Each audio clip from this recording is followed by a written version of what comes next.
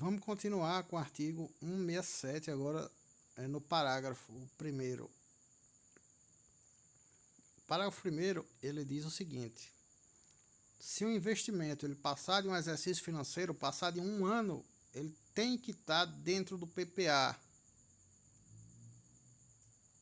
Pelo menos tem que ter uma lei que autorize a sua inclusão, sob pena de crime de responsabilidade. Isso aqui já caiu em algumas provas. Mas é um tanto quanto óbvio, né? A primeira parte, né? Ele tem que estar no PPA ou tem que ter uma lei que autorize a sua inclusão, sob pena de crime de responsabilidade. Isso é importante.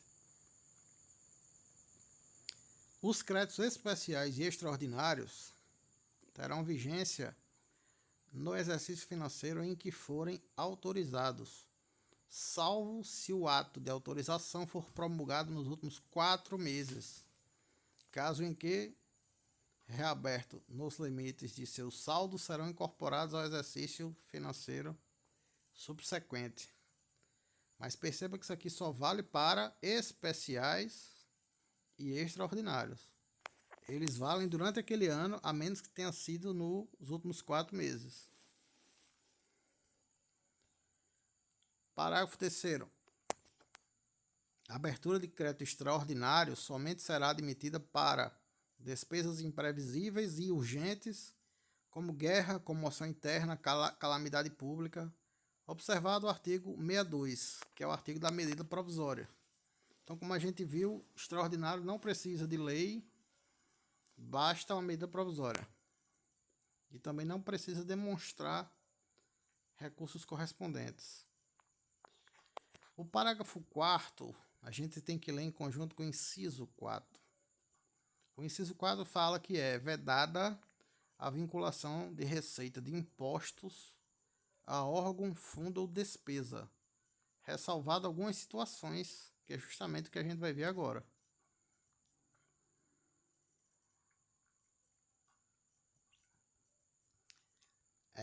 Ou seja, imposto ele é um tributo não vinculado.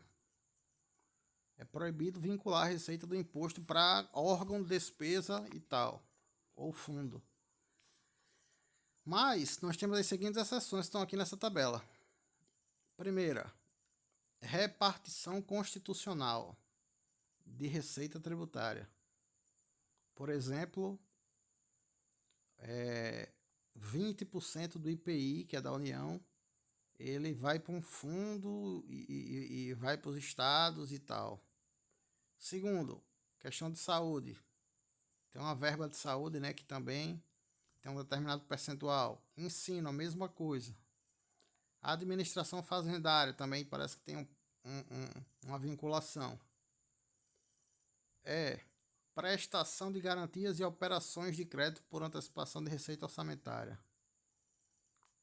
Há operações, ou seja, se você faz uma operação de aro, você vai receber no final do ano o que você tem para receber de algum imposto. Então você já vincula aquele imposto como garantia daquela operação de crédito por aro. Garantia e contra-garantia à União por débitos para com esta. Então você faz uma garantia para a União, você faz a contra-garantia vinculando algum imposto para a União pegar. E tem mais duas exceções aqui, né, que é 0,5% da receita tributária líquida para promoção social e 0,5% também da receita tributária líquida para fundos e programas culturais. São 8 exceções.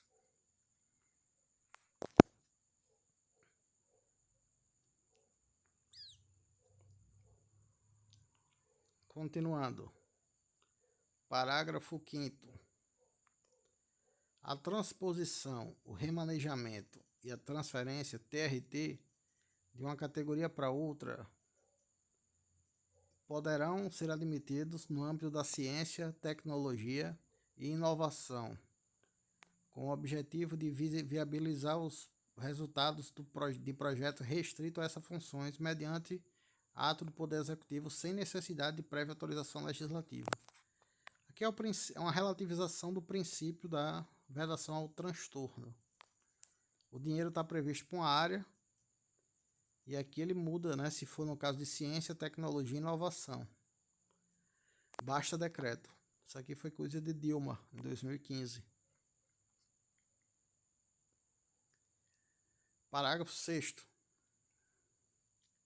Para fins da apuração ao término do exercício financeiro do cumprimento do limite que trata o inciso 3, que é a regra de ouro, as receitas da operação de crédito efetuada no contexto da gestão da dívida pública mobiliária federal somente serão consideradas no exercício financeiro em que for realizada a respectiva despesa.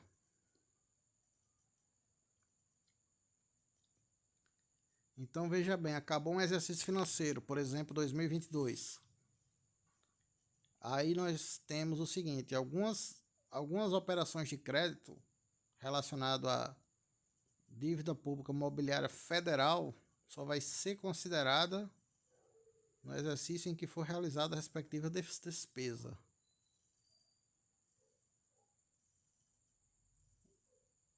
Eu acho que isso aqui é mais uma forma de tentar burlar a regra de ouro passando para o ano seguinte, digamos assim. Se for o caso de a despesa, né, com esse empréstimo federal, deve ser isso, porque perceba que é da dívida mobiliária federal e só vai ser no exercício em que for efetivamente realizada a despesa. Então, é mais ou menos isso, ele passa para o outro ano. E aqui nós temos uma novidade de 2022. A lei não importará nem transferirá qualquer encargo financeiro decorrente da prestação de serviço público, inclusive despesas de pessoal e seus encargos para a União, os estados, o DF ou os municípios, sem a previsão de fonte orçamentária e financeira necessária à realização da despesa ou sem a previsão da correspondente transferência de recursos financeiros necessários ao seu custeio. Ressalvadas as obrigações assumidas espontaneamente pelos entes federados e aquelas decorrentes da fixação do salário mínimo na forma do inciso 4 do caput do artigo 7 da Constituição. Então, qual é a regra geral aqui? Nenhuma lei vai poder transferir encargo financeiro decorrente de serviço público sem a previsão, transferir para algum ente federativo, né, sem a previsão de fonte orçamentária.